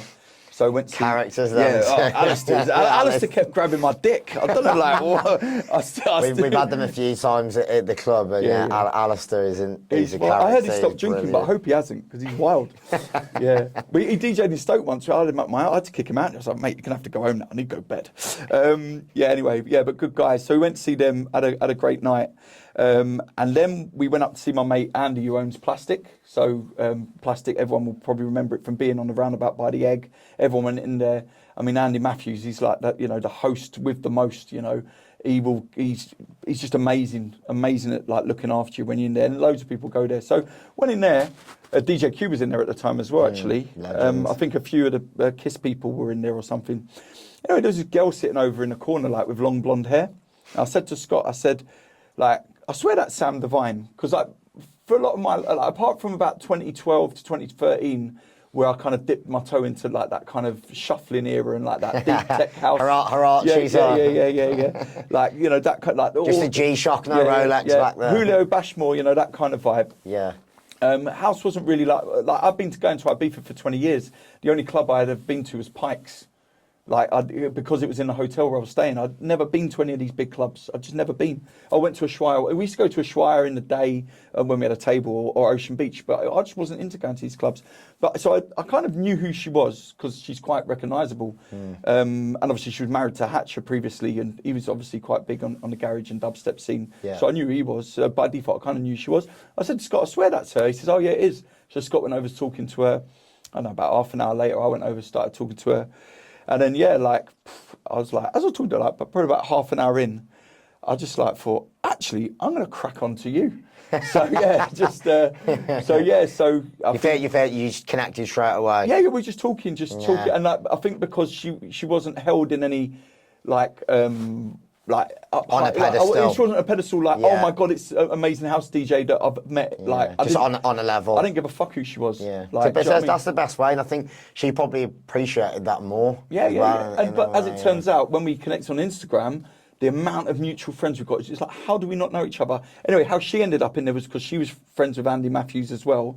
And she was in there I think she'd been with John Summit somewhere, and she just ended up in there having a late drink, as we do. Anyway, Andy brought over a bottle of Yabas. I said, 2 Yabas, please, brought over a bottle. I'm like, fucking hell. Anyway, Sam went out for a fag, come back, and I'm asleep on the sofa. She just kicks me, you going to walk me home then? So I walked her home. I was thinking, right, yeah, I'm in here. So get to the gates of where the townhouses were. She was like, right, well, we're just going to have to sit here because you can't come in. I was like, what?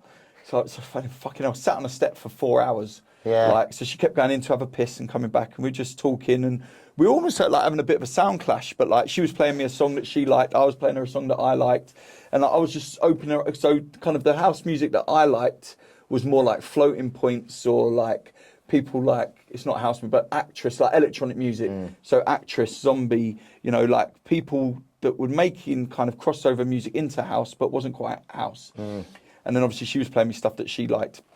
And then after about 4 hours, I think she thought, oh, fuck it, you can come in. So, she invited me in. Got in the house. And then, we just carried on, cracking on and, fell asleep. Woke up in the morning. By the time I looked at my watch, it was 6 in the afternoon. I was like, oh, fuck, I've got to go. So, anyway, I went, and then I ended up seeing her again later that night. And I went back to England, and I was saying to her, she's like, oh, that was it. I said to her, so I knew what Defected Records were, because obviously, All I Do, Kleptomaniacs was a big record that I bought as a kid, on Defected, the iconic silver and blue vinyl. And obviously I knew who Simon Dunmore was, and Aaron Ross used to work for Defected. He's a good mate of mine. We used to book him for our Christmas parties when he was on one Extra, because we always used to have him on in the office. Anyway, so I knew what Defected was. So I was like, who's the biggest DJ on Defected then? She goes, me. I'm like, oh, right, okay. 36 hours later, messaged me, I've sorted guest list. So, I like that. Withdraw. We picked me up from the airport. Yes, Sound picked me up from the airport. So I picked her up from the airport and blah, blah, blah. Went to Park Life, met all the Defected lot. Yeah. It was funny. I saw Sarah Carley, who's married to Melody. Yeah. So she's so I've known her for ages. I turned up with Sam and we bumped into them. She's like, oh, what are you doing here? And I was like, didn't know what to. I was like, I'm with kind of banging her. But there's no real way around it, is there? To be honest, bit of a weird intro. Anyway, so just had a day at Park Life and just went and it just snowballed from there. So. Obviously, I found out that Sam Divine is actually one of the biggest house DJs out there. Well, she is. She's number one house DJ in the world for the next week or two, at least until this year's announced. And I'm totally in awe of what she does as a human, as a DJ. I certainly. I mean, it's not in my aspirations to ever, as an artist, to kind of be at her level, because it's just super stressful. What she goes through to do what she does. Pulls it out the bag every time to put on big, playing at drum sheds, 10,000 people, fuck that, it's too much for me. It's a lot. But, it's probably most people's dream, You've had a fun few years together. I always like seeing your posts, not just as obviously husband and wife now, but on like a musical level, like the back-to-backs that you've done on the boat parties, you've had a fun few years. Yeah, but I mean, so part of the story of me as an artist, you know, which I guess we probably thought we'd probably talk about mostly here. We've talked about it at least, but yeah, like obviously, as I say, I wanted to rediscover music when I sold that business, and obviously COVID got in the way. But when I met Sam, she was like, "Well, what do you do for a job?" Like, nothing really. It's like, oh right, well, like you're a sick DJ. Why don't you like DJ? I was like, you know, at the time I didn't really want to do something like step on her toe, like almost see like I was doing it for that reasons. Yeah. And obviously having the #1 house DJ in the world as your wife is a big blessing in terms of opportunities and getting. But it's, you know, sometimes it's a bit of a curse, you know, like getting records signed places. Some people would never sign a record because maybe they think I'm too closely aligned to Sam and running her record label and stuff. I don't know, but yeah. So Sam opened a door for a lot of things, and she gave me a few opportunities, and you know, but if anyone thinks out there that I've simply got to where I've got to, like playing high Mambos, Glastonbury, Reading Festival, Park Life, Ministry of Sound, XOYO. Someone asked me the other day, actually, it was like, is there one place that you'd really love to play that you never played? And for a minute, I couldn't think. Nah. I've ticked them all off. It's always a good sign. And then I said Fabric. Yeah, Fabric's But amazing. I'm going to play Fabric 2026. Yeah, and, Fabric's amazing. So anyway, that's one thing I will actually say is I can say that person. I'm not just saying it because you're on here. Is that there's certain doors that you've opened for me, even the introduction with the Lab 54 guys, obviously what you did for James, and that's through like your own hustle and network. You're not relying on your partner. It's like you've obviously gone out there in mate, she don't even play my music anymore. It's like, babe, can you play that song? I need a video. You know, but having a fucking video. It's because you ate all the fucking gummies, mate. That's why. She said, I'm not playing your tunes anymore, you greedy bastard. Yeah, but you know, so yeah, I mean, yeah, at the beginning, you know, yeah, she did help me a lot. But again, I'm an animal. So like, if you give me an inch, I'll like want a mile, because I'm always there to like succeed and do the best at everything that I can do. Bit like that brasser used to live below you, mate. Well, I'm not sure how busy she was, so I didn't really used to hear a lot of noises. No, when after knife marks on the door. Yeah, she's good at stabbing doors though. But so obviously she kicked me up the arse and got me back into music, and yeah, I just haven't looked back since. I think the first year, like, it was a lot of validation seeking, because I didn't want people just to think, oh, it's Sam Devine's husband. And I think there was a lot of that at the beginning. Yeah. I've had to prove myself. Did you have a bit of imposter syndrome? And even now, like, you know, obviously I'm grateful, and obviously I do a lot for her musically in terms of helping with the record label and stuff like that. But, you know, and even just, I sent her a song yesterday and she's like, oh, fucking hell, that's amazing. Like, you know, that someone had sent in, like, you know, and yeah, look, there is a bit of that, but at the same time, I know in my heart what I've had to do to get to where I've got to. Yeah, blood, sweat and tears, and also I've put myself in a lot of debt to do it. Yeah. Because I believe in it. Because I'm not doing it because I want the cool, quirky video on TikTok or a fucking video of a dog dancing to my song that's gone viral. Yeah. I'm doing it because I've been DJing for 30 years. I've loved music from ever since I can remember. It's been an important part of my life. I'm blessed to be in an opportunity to financially be comfortable so that I can throw myself at it. And yeah, I'm just here to have a bit of fun. You know, look, I'm 46. I'm not sure how many people want to see a fat 46-year-old balding old white bloke jumping up and down with no. You got a better hairline than me, mate. Honestly, why do you think I always wear a cap now, mate? The back's going. I'm like, you know, people are like, you need to go to Turkey. I'm like, I'm not going to Turkey. I'm in Cheshire. There's a place. I was going to say you've done all right. I can get a hair transplant easier than I can buy a pint of milk. So anyway, yeah. So yeah. First year was a bit of a struggle. Second year, again, I was a bit, you know, I always wanted a little bit more, but this year, like, I can't, like, I mean, in year 2, I was always on the hunt for, like, I want a manager, I want an agent, I want this, that, and the other. And you know what? One thing that was really empowering for me was just to be very independent and set my own record label up as well. Not necessarily to release other people's music per se, although I have. It's predominantly for me. So I don't have to, you know what it's like, pitching music out to record labels, being ignored, being told no, being shut down. If you fucking believe in your music, go and release it yourself. It's not hard. Agreed. You can go on DistroKid or Labelworks or whatever. You can get your music on Spotify easy. So, yeah, you know, I got up to about 72,000 monthly listeners. I've had, you know, top 20, top 10s. I've had a number 2 in the Afro chart this year. I've worked with some incredible vocalists, Ra, who've obviously had number 1s with Prosper and stuff like that. You know, I've got music with her. I've got music, Alex Mills, Reigns. You know, loads of sick artists. I've done collabs with people. You know, I've just done a collab with Zed Bias. Oh, nice. You know, Zed Bias, obviously, you know, a hero of mine again as a kid. Yeah. You know, met him at Glastonbury. Said I was going to ring him. Didn't ring him. A year later, I bumped into him at Glastonbury again. I was like, right, mate, we're definitely going to do something. Right, yeah, I'll got a headlock, get him on the stage. Like, we're just raving when Defected were playing at Glastonbury. So, yeah, you know, I've done and achieved an awful lot, and it's now time just to have a bit of a breather. I've still got so many more ideas that I want to do with what I'm doing. I mean, setting up my own record label, Famous When Dead. Again, that's a bit tongue-in-cheek. Just like, look, you know, everyone's out here trying to like get famous. Yeah. But chances are you're going to be famous when you're dead. I like that name. I did come across it. It's a nice name. The thing with me is, 99% of the time, if you ask me to play somewhere, I'll play. You'll always rebook me, and you only need 5, 6, 7 promoters to chuck you a couple of gigs a year for you to have a solid diary. And obviously, we run our own record label as well. Yeah. Sam's record, Divine Sounds. Divine Sounds is finished now, so we closed that down. The new label's called 555, which in numerology, spiritual numerology, means change. So a lot of things have changed in Sam's life. I mean, she's been sober for 9 months, which, you know, is a massive, powerful thing for her. So personally, she's changed.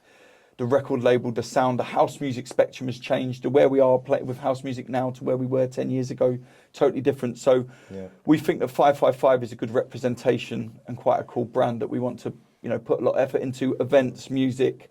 Sam has only just started re-releasing music after a year, so she needs a solid platform to release on. So yeah, so that's what we're doing musically. I mean, I can't grumble about all the shows and gigs that I've played. Yeah.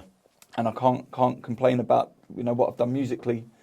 I think the next thing for me is I really want to get stuck into a bit more merchandise and a bit more kind of, you know, I like making these T-shirts. Yeah. So doing a bit more and try and fuse a little bit more of the whole Famous When Dead concept, which is all about fusing art with music. Yeah. So that's the plans for like, you know. No, I'm looking forward to it, but I'm sure we'll be having a few decent parties together. I'm quite interested as well with you obviously venturing into not just like DJing, promoting, obviously business away from the music industry. And obviously with you doing it over the last 30 years, what would you say have been like your biggest learning curves and like pieces of advice when you kind of reflect over the last 30 years? Like, I mean, we always used to say to like what we wanted from staff was people to be honest, trustworthy and reliable. And if you just stick by them 3 pillars in life, in work, as an employer, then I don't think you can go wrong. You know, often when we had the children's homes, it wasn't necessarily the children that caused the issues, no matter the behavioural issues that they had. It was the staff. You know, staff, you know, if you imagine employing 180 people, how many people at that moment in time are going having a bit of a Barney with their missus? Or how many people are having a bit of a struggle with their own mental health? You know, or how many people are sitting there lazy on their phones and the kids asking to play a game of Monopoly and they're ignoring them, and all of a sudden the kids smash the house up. It's no, you know, when we used to look into it, no wonder the kids smashed the house up. You just ignored the child. Your job is to look after them, not sit on your phone on Facebook, you know. So yeah, I think being honest, trustworthy and reliable is an important one. It is often things that people forget about. I know people can say sometimes it's a bit cliche, but I think getting the fundamentals right and actually sticking to them, and like you say, being consistent with it, it does take you far in life, for sure. Yeah, and again, people will say, might look at me and say, oh, you've been lucky.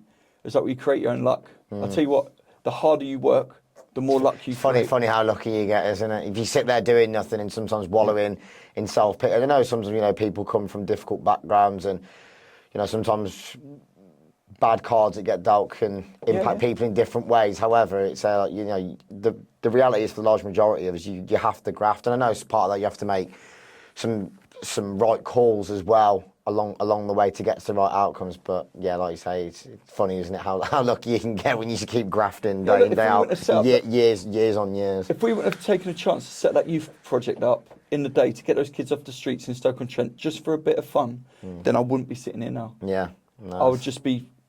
I'll probably good karma, mate. I'll probably just be back working at McDonald's. Brilliant. So yeah, just to wrap up, then, where can we find you on all the socials? I know we can find you on a Friday and Saturday night most of the time. But. So yeah, you can catch me. So if you want to find out a little bit more about me, obviously SoundCloud and Mixcloud. Just search my name. You'll find loads of mixes and songs on there. Obviously Spotify, Cash Only, and then on Instagram @Cash Only No Cards. Which, yeah. You know what, though? I've had to start putting DJ Cash Only before my name on flyers because, I mean, I'll give you an example. So Defected the other day, they had Jungle on. You know Jungle, you know who they are? The duo. Yeah, so they're amazing Yeah, starting to musically, do a they house are. set. But the flyer read, MK Jungle DJ set. People in the comments thought that Mark Kitchen was playing a Jungle set. How? Yeah. Well, no, think it. So if you look at the way that the flyer is, Yeah. if it says MK, tiny little slash, Jungle, Sorry, I get you now. DJ I was trying to set. think where they were getting the MK part from. So they were the headliners, MK and Jungle. I'd pay to watch that, Yeah, though, to be yeah. fair. And then MK dropping Jungle. And then we played at, me and my boy Acid Harry played at Corsica Studios not so long ago, and on the flyer it just said Acid Harry Cash Only. Someone commented, I don't know if this is a nightclub event or my drug dealer offering. Yeah, I was going to Do you know say. what I mean? So I think, but you know, in this day and age, like you have to be careful. So, and I've had it a few times. Like people have, so Beyond Chicago, someone went up to them the other day and said, "Oh, you had a DJ called Cash Only on your thing, but we thought it was Cash Only." Like you couldn't pay by card, and in this day and age where you can't pay cash on the door, I'm worried that that's putting. I'm going to gigs sometimes and think, oh, it's not very busy. Do people think they haven't bought tickets because it's cash only?